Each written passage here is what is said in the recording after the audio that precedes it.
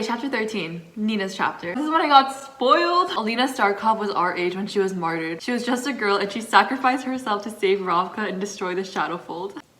I'm so sorry. Nina and Matthias encountered Zoya. How did I even read this the first time? Zoya and Jenya are so pertinent. Chapter 14, Wylan's chapter. Highlight number 2 of all the Tumblr things that Kaz says. My mother is Ketterdam. She birthed me in the harbor, and my father is a prophet. I honor him daily.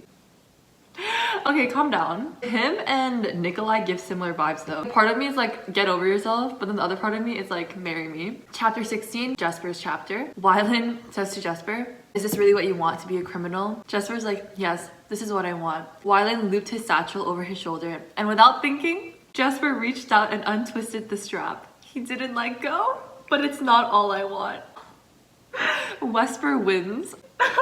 Oh my gosh, bro, I cannot wait to see Wesper on screen. I'm so excited. Part 4, the unexpected visitor. Inej and Nina are at the silos trying to like, you know, break their way in, and then Inej is gonna pull her whole scheme. She drops the weevil in, and then the weevil starts like eating up all the sugar. And then suddenly she was back at the menagerie, a thick hand grasping her wrist, demanding. Inej had gotten good at anticipating when a memory might seize her, bracing for it, but this time she wasn't prepared.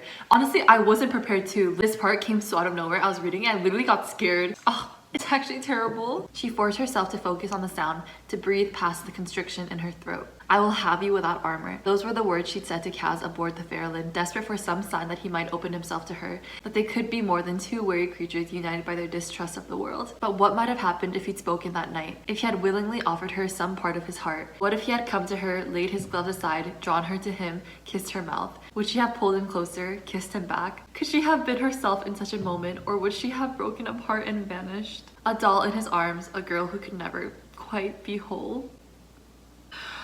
Kaz hadn't spoken, and perhaps that had been best for both of them. They could continue on with their armor intact. She would have her ship, and he would have his city. See, that's the thing, right? Like, both of them have been through so much and just have so many, like, demons and so much trauma that it's like, oh, will they ever really be able to give all of themselves to each other and really be happy and really be together? I like to think that they could, and I like to think that they are past the pages of this book, you know? Chapter 18, Kaz's chapter. They're breaking into Van Eyck's house. Kaz is talking to Wylan about the fact that Wylan could take over Van Eyck's empire. But Wylan is like, I can't read a ledger or bill. I can't write a purchase order. And Kaz is like, so pay someone to do that for you. And Wylan is like, would you trust someone with that knowledge, with a secret that could destroy you? Yes, thought Kaz without hesitation. There's one person I would trust. One person I know would never use my weaknesses against me. Which is the same thought that he thought on the prison wagon. After he fainted, he was just like, thank God that it's Inej who saw me. She would never use it against him, which is so true. She's such a kind person and cares of, oh, stop. So the rest of part 4 is them like pulling this heist, but then everything turns into like a train wreck. They figure out that Pekka Rollins is in league with Van Eyck, including Dunyasha, that freaking acrobat person who's supposed to be like Inej's shadow. She throws these like horrible metal stars at Inej, and they literally sink into like her leg, her arm, and then she falls off the tight wire. And luckily there's a net, thank God, thank you. Kaz, our Lord and Savior. Kaz and Wylan get ambushed. Matthias, Jesper, and Kuwait get ambushed in their hiding spot because Pekka Rollins figured out where that was. Kaz is like, the plan had gone slippery. He'd failed them. He'd failed her. He failed her. We find out that Nina can raise the dead, no big deal. They find out that literally the entire city, like all of the gangs, they're all coming after the crows. Even the dregs, Kaz's own gang. Kaz is like, I can get the Stodwash to stand down. I'll give myself up. This man is about to get himself killed. And Kaz comes up with this whole scheme, having this big auction where Kuwait is going to sell his indenture. And everyone's invited. Hey, party tonight in my house, you're all invited. And chapter 26 from Kaz's, this is the scene. It's happening, everyone shut up. Okay, chapter 26. Oh my gosh, I'm not ready. He stripped off his gloves and dunked his hands in the water and splashed it over his face, running his fingers through his hair. Oh my gosh, wait, I can already picture Freddie Carter doing that and my heart going. He strips off his gloves as he only does in front of Inej. And Kaz pulls a piece of paper from his pocket and it's her contract. I don't want you beholden to Pascal or me. Another half-truth. His mind had concocted 100 schemes to bind her to him. She pressed the envelope to her chest above her heart. I have no words to thank you for this. Oh my gosh, not this heart to heart that they're doing. And like he's opening up about Jordi, which he only does to Inej. Inej says, "Your children. Was there no one to protect you?" Kaz is like, "Was there anyone to protect you?" How could she still look at the world that way? Sold into a brothel at age 14 and you count yourself lucky? He saw her draw closer in the mirror. She paused behind him. You protected me, Kaz. My heart's gonna give out. Stop. She glanced down. A red blossom of blood had spread on the bandage tied around her shoulder. I need Nina to fix this one. He didn't mean to say it. He meant to let her go. And then he says, I can help you. I feel like it was actually written like almost exactly the same way. Talking about when Inej first met Kaz, it said like, oh, she didn't mean to say it. And then she also says, I can help you. And the rest is history. Her gaze snapped to his in the mirror. I can help you. They were the first words she'd spoken to him standing in the parlor of the menagerie. She had helped him and she'd nearly destroyed him. Maybe he should let her finish the job. Stop, not Kaz saying that she destroyed him. The way that Kanej is so superior, like he wasn't sure what he wanted her to say. Tell her to get out, a voice inside him demanded.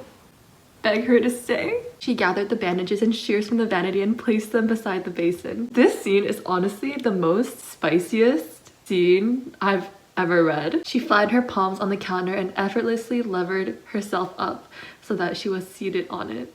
They were eye to eye now. Can you tell me why I feel so like vile for like reading this out loud? He stepped into the space framed by her knee. Where do we start? She asked. The steam from the basin had curled the wisps of hair that framed her face. Stop, not the room literally getting steamy. That's so illegal. He nodded to her right forearm, not trusting himself to speak. His gloves lay on the other side of the basin. Can't believe they're about to get married. His heart should not be making that sound. Maybe he would never get to the slat. Maybe this would kill him. He willed his hands to move, knotted the bandage once, twice, and it was done. He knew he should replace the bandage at her shoulder next, but he wasn't ready for that, so he nodded to her left arm. The bandage was perfectly clean and secure, but she didn't question him, just offered her forearm. Inej knows what's up. Inej, the way they just stop, and then I can't with the shoulder. He leaned in slightly, but the angle was awkward. The room was too bright. His chest felt like a clenched fist. Stop this. I'm like getting heart palpitations. Like I'm so stressed out right now. He pressed two fingers together. He slid them beneath the bandage.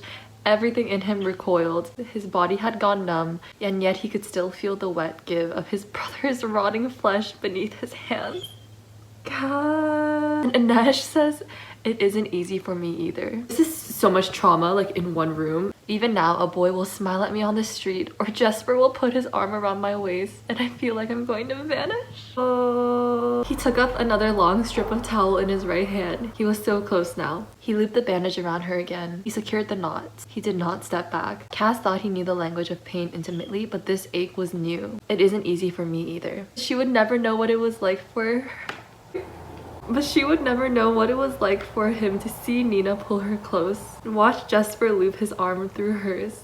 What it was to stand in doorways and against walls and know he could never draw nearer. Oh, I'm not gonna cry. He saw the damp curve of her neck, the gleam of her brown skin. He wanted to ... He wanted. Very reminiscent of that conversation they had on the ship when he was like, I want you ... And he just says, I want you? Before he even knew what he intended, he lowered his head. It feels so wrong to like read this in front of the camera. It feels so intimate. Like I feel like I'm really invading their privacy. She drew in a sharp breath. His lips hovered just above the warm juncture between her shoulder and the column of her neck. He waited. Tell me to stop. Push me away. She exhaled. Go on, she repeated. The barest movement and his lips brushed her skin. Desire coursed through him, 1,000 images he'd hoarded, barely let himself imagine. All of it there and then gone. He was drowning in the harbor. Her eyes were dead and staring. Disgust and longing roiled in his gut. I can't believe that Lee Bardugo just like wants readers to just be in pain all the time. This is like the closest. This is like all we're gonna get. This is honestly like a lot. Oh my gosh, you can see how much they're trying, like both of them. Sis, they're trying so hard. He lurched backwards and pain shot through his bad leg. Inej was on her feet moving toward him, her face concerned, and he held up a hand to stop her. What happened to you, Kaz? What happened to your brother? Tell her, said a voice inside him. Tell her everything. He didn't want her pity. He didn't need to explain himself. He just needed to find a way to let her go. Inej was stronger than he would ever be. She'd kept her faith. her goodness, even when the world tried to take it from her with greedy hands. He didn't deserve peace and he didn't deserve forgiveness, but if he was going to die today, maybe the one thing he'd earn was the memory of her, brighter than anything he would ever have the right to. Kaz strode past Inej, took his discarded gloves from the sink, and pulled them on. If you ever cared about me at all, don't follow. She followed him anyway, so he wasn't fit for a normal life. Was she meant to find a kind-hearted husband, have his children, then sharpen her knives after they gone to sleep? She could feel the press of Kaz's fingers against her skin, feel the bird's wing brush of his mouth against her neck, see his dilated eyes? Not the dilated eyes! Not her thinking about Kaz and then also thinking about like having a husband. Okay, this is the part where Kaz goes back to the slat. I literally can't read this. Through the wide slats in the banister landing, she saw his eyes were open. His gaze found hers. He'd known she was there all along. Of course he had. He always knew how to find her. He gave the barest shake of his bloodied head. She wanted to scream. Anyway, Kaz proved himself, I guess, and then he gets some like of his gang back. Let's move on to part 6, action and echo. This is when the auction actually begins. Really so many moving parts of this that it's actually kind of hard to keep track from. Wylan gets kidnapped by Pekka Roland's gang members, but they're actually dregs in disguise. Literally Oscars all around for Wylan's performance here. Nina starts a plague. When it said they remembered the quarantines, the terror that came with even the most basic human contact, I felt that. Inej is having one last battle with Dunyasha. Obviously, Inej wins. Jesper uses his magic like fabricator abilities to shoot his gun and have the bullet like guided in order to shoot Kuwait. And Kuwait dies, but it's actually a whole scheme to fake his death. There's just honestly a lot that happened. Kaz had been pulling like 3 different schemes. Van Eyck got arrested and he freaking finessed Pekka Roland into thinking that Pekka Roland's son was being buried alive. All of his like buildings and stuff that he owned are like broke now because of the outbreak that Nina started. And Kaz said, I also had her stop at the menagerie. Inej smiled then, her eyes red, her cheeks scattered with some kind of dust. It was a smile he thought he might die to earn again. He offered her a gloved hand. Inej heaved a long shuddering breath, then took it, rising like smoke from a flame, but she did not let go. I'm about to run out of battery, so I need to make this quick. Chapter 38, Matthias' chapter. How I can read this without crying. Because they're literally almost home free. Hold on a second. Nina just left for a hot minute, okay? That boy who was at the auction, he comes, he's like, Matthias Helvar, I charge you with treason. Matthias asked him like, what's your name? And then the boy said, it doesn't matter. He's a nameless boy. We didn't even get his name because he could have been anyone. He was Matthias, right? When Matthias was younger. It is like its own form of justice. Matthias says, I'm guilty, I've done terrible things. And then he gets shot. And he comes back to everyone and Nina is there. He's like dying. He says, go home. Hold on a second. Go home to Ravka, Nina. Be free as you were meant to be. Be a warrior as you always have been. I have been made to protect you. Even in death, I will find a way. Bury me so I can go to jail. Inej says, you will meet him again in the next life, but only if you suffer this now. I'm so sorry. They were twin souls, soldiers destined to fight for different sides. She would not keep him here, not like this. In the next life then, she whispered. She watched his eyes close once more. May Jel watch over you until I can once more. What are you doing, Sunny? Why am I doing this to myself? And then chapter 40. Matthias. And the opening line.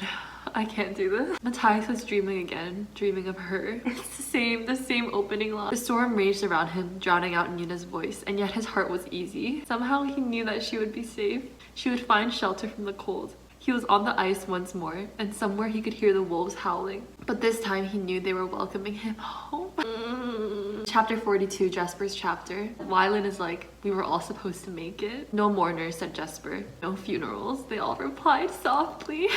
They have their like funeral. In chapter 43, Kaz's chapter. Kaz has taken over the dregs. Whenever he sat down to try to get some work done, he'd find his eyes straying to the window ledge. I don't know if I'm reading too much into this, but to me this translates as like him always looking out for Inej because she would sit on his window ledge and like feed the crows and stuff. Chapter 44, Inej's chapter. She had been staying at like the Van Eyck house with Wylan and Jesper. She goes to her room and she sees a note, a sealed letter in Kaz's messy scrawl. Sunrise, 5th Harbor. Inej had seen the scant glimmer of what he might become if he let himself. She couldn't bear to see him dressed in armor once more, but she wouldn't ignore his note. It was time to put an end to this thing that had never had a chance to begin. So they meet up At Fifth Harbor, part of her wanted to draw this moment out, to be near him a while longer, listen to the rough burr of his voice, or just stand there in easy silence as they'd done countless times before. He had been so much of her world for so long. Then he gives her his long glass, and he's like, look at berth 22. She looks, and it's a ship, and the ship is called the Wraith. She's yours, said Kaz. That berth belongs to you too. It will always be there if you want to come back. Her heart felt too full, a dry creek bed ill-prepared for such rain. I don't know what to say. His bare hand flexed on the crow's head of his cane. Say you'll return. I'm not done with Ketterdam. She hadn't known she meant it until she'd said the words. I want your help to catch slaves and stuff. Oh my gosh, we need a whole series of Kaz and Inej, like on their little ship together, like having adventures. Oh my gosh, Lee, please. Listen, 2020, 2021 has been like a rough ride, so like just do this one thing for us and like it'll cure it, I promise. Cautiously, she let her knuckles brush against his, a slight weight, a bird's feather. He stiffened, but he didn't pull away. I'm not ready to give up on the city, Kaz. I think it's worth saving. And then in italics, back at it again with the italics. I think you're worth saving. Stop. Everyone needs to shut up right now. She felt his knuckles slide against hers. Then his hand was in her hand. His palm was pressed against her own. A tremor moved through him. Slowly, he let their fingers entwine. I need to open a window. I need to open a window. Then she asks, why crows? Kaz says, crows remember human faces. They remember the people who feed them, who are kind to them, and the people who wrong them too. Throwback to like that conversation that Kaz and Inej had in the Shadow and Bone season 1 TV show, like by the fireplace, where he says that exact same thing. Like they remember the people who feed them, who are kind to them. Like Inej, who always fed the crows from her windowsill, like because she's always so kind and like that's why he loves her and stuff. Like, oh, stop. And then he's like, look at the boat. And her parents are there? You can't top this romantic gesture. Like, and then she says, come with me, come meet them. Not your boyfriend meeting your parents. And then Kaz is like, wait, is my tie straight? Inej laughed, her hood falling back from her hair.